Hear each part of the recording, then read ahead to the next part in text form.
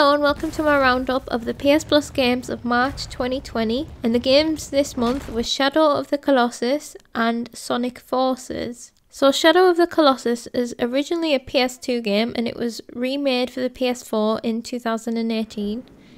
It is a PS4 exclusive, which carries on kind of with the theme that we've been getting a lot of PS4 exclusives lately, and it took up 13.62 gigabytes on the PlayStation, so it's not a massive game really.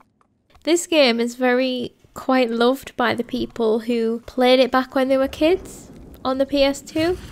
Without spoiling anything past the intro, the whole game is basically you arrive at this place, you have this dead girl with you, and you are told that if you would like to bring her back to life, you must kill all of the colossi that were roaming the lands. And that's kind of it, and you're just thrown in, you have your horse, you have this kind of open world map, but there isn't a lot to do on it except for go and fight these colossi. And the colossi are just a series of boss battles with these big, sometimes giant creatures, and you use a mixture of, well, mainly platforming, and it's about timing, and they use some different mechanics, some same mechanics, to create these big spectacles where you are destroying these colossi. If I remember right, there was 16, and that's the whole game. I played 2, and I've got to say, this game fascinated me. Like, it completely, there was something about it. Because the way it just drops you into the story without giving you any actual reason to care so much, fighting these colossi hit me hard. There is a tone to the game that makes you feel quite sad, especially near the beginning. And I did discover that while I was playing this, that I do seem to project my own feelings a little bit into games. So this particular scenario for me, I found very, so uncomfortable. Killing the first one that you meet, he's like this big giant thing that's like, they look like they're kind of made from the land, they look like they're made from the elements. He's just minding his own business, and you've got to find the weak spot, and you've got to make your way to them, and this is how you kill them. And I have never felt so rotten playing a game than I did killing my first colossi. Like, that it hit me so hard. I just felt awful. So by the time I came to killing the second colossi, I knew that I wasn't going to finish the game. But I was so fascinated, I actually went on to watch the rest. I think if you like the idea of having these puzzle boss battles, then definitely it's worth a try. If you get too emotional, then maybe not. So as for how the game plays, the controls I found awful.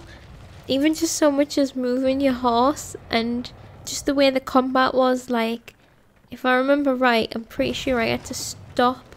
I couldn't aim my bow and arrow and keep moving at the same time. That's where you could feel that it felt like a PS2 game, as opposed to now where you can, so many games, you can be either riding on a horse or moving or whatever and still use your weapons. But where it doesn't feel like a PS2 game is the look of it. It is absolutely stunning. Like, what a beautiful job they've done in remastering it. And it is like, I don't know for sure, but it's pretty much beat for beat the old game, but with this beautiful new look to it. Because I went back and watched some of the PS2 playthrough, and I mean, the graphic update is insane, but even the opening scene, it is exactly the same. It just looks like phenomenal. I thought the designs of the different creatures were fab. Like, I thought they were very creative, and it did kind of make me want to continue just to see what other types of creatures there were, but at the same time I didn't want to kill them, so that's why I didn't want to continue the game. But in my mind, I kind of thought that it's probably not, but just based on what I've played, it felt very similar to like a kid's version of Monster Hunter World, because it's the same kind of thing where you've got this target and then you go and kill it. Except from in Monster Hunter World, obviously you get the loot and stuff and use it to build armor and stuff. This game doesn't have any of that, but the core concept of having a boss, go to it, defeat it, go to another boss, defeat it, except for in Monster Hunter World the motivation is new gear, whereas in this game the motivation is story, and even that's a bit questionable just because they drop you straight into the middle of the story. And then obviously the motivation of curiosity of just what is next, and the thrill, because I didn't feel thrill from it, but I know that a lot other people that I've talked to definitely got some sort of thrill from like killing these giant monsters. It's a game that I'm extremely glad to have got on PS Plus. I did want to play it, it was on my wish list, and I feel like if I'd bought it I would have been not disappointed, but just disappointed because it's not for me. And that is the type of game that I love to get on PS Plus, is the game that I've always wanted to try, that I never thought that I was going to really buy. I would have bought it if it was cheap, but even then if I did I would have been a bit let down. So, and I think this is a very specific person's type of game. It is not going to be for everyone, which is fine. But then some people that were never going to buy it might play it and like love it, so that's why I think it's a super pick for a free PS Plus game. The second game of the month was Sonic Forces. It was 18 gigabytes and it didn't have a lot of love on the internet. When I was doing my quick little bit of research before I recorded, lots of people were disappointed that this was a pick this month. As someone who's not a fan of Sonic, also I was a bit like, oh, but it was better than I expected it to be. It's not like a traditional Sonic game, it's very action packed, it's like 3D. I actually found it to be like a kids TV show. Like, I watch a lot of kids TV shows with my nephew, and like they're a lot different to how they were when I was a kid, and this felt just like one of those. You get to create your own character, which I don't know if you've ever done that in a Sonic game before because I don't follow it, but I thought that was fun. You get to choose what animal and stuff and what perk you get. There's motivation to keep coming back because you can collect outfits as you go, and then there are challenges. The mechanics felt fun enough. Again, it still felt different to a traditional Sonic game, but I don't think that's a bad thing, but that's because I'm not a fan of traditional Sonic games. I would say it's a great kids game. I would say, I don't know about adults, probably not for Sonic fans because it was not very well received. But if you're looking for a game for your kids to play that's a bit gonna keep them entertained, with, you know, a bit of story, a bit of cartoons on the side, and then a bit of action-packedness, just action, then I think this is a good pick. Not everyone is going to need that type of game, but I'm sure there will be some kids somewhere that have been enjoying it during this COVID-19 period, so maybe not the best pick, and definitely not for me, but I can appreciate that it will be fun for some people, and I don't think it's a terrible game, personally. So overall, what I took from this month is that it's a good month for kids, in my opinion. Both of these games I would have no worries about letting a kid play. Unless your kid's me.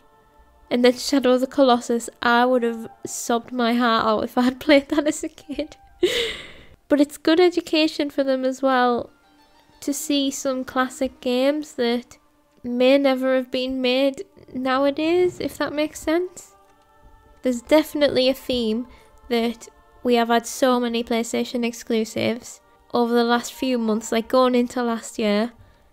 I feel like they are 1,000,000% rolling out as many exclusives as they can to build up our catalogues so that we are ready for the new PS5 era. Which again, I don't think is a bad thing because they have to compete with all of these other platforms that are also giving away free games, and no one else can give these games away, so it's a unique selling point for them. So it does make sense that they're doing that. And then as for Sonic, the Sonic movie had came out, so it does make sense from a marketing perspective from Sonic to want to expose more of their content to people. And everyone that I spoke to about the Sonic movie that had seen it actually said it was better than they thought it was going to be. So I guess they gave us Sonic Forces to scratch that itch. Again, I can't fault that. It's just not my game, really. I think it was a decent month.